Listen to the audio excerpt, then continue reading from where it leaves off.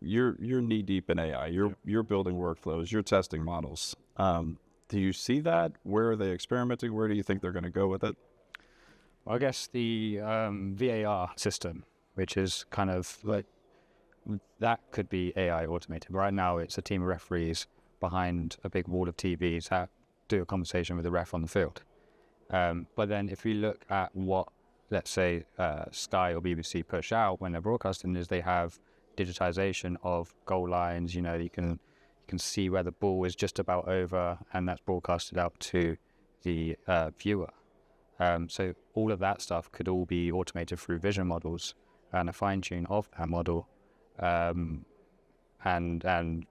probably be more accurate. But then the interpretation is still down to the human on the pitch. Right.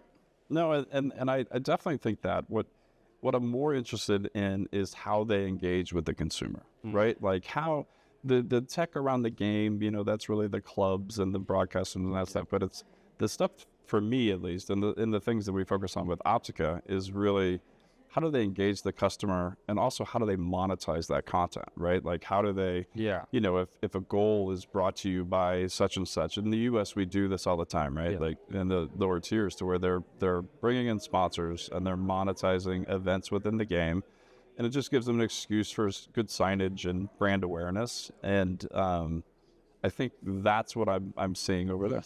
Yeah, I mean, it's we don't really have sponsored goals for, let's say, football, and it's quite difficult to achieve that because it's being streamed out to so many different platforms. That's why it's probably not a thing at the moment. Right.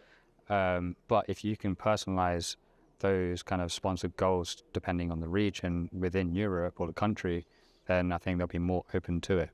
I know there are some rules that say for BBC, for example, they don't really like adverts, and they've got quite a tight list of who's allowed to advertise. So it's like conversations with the different broadcasters in different countries about the rules, and then we can probably just program those rules in and, you know, distribute it accordingly.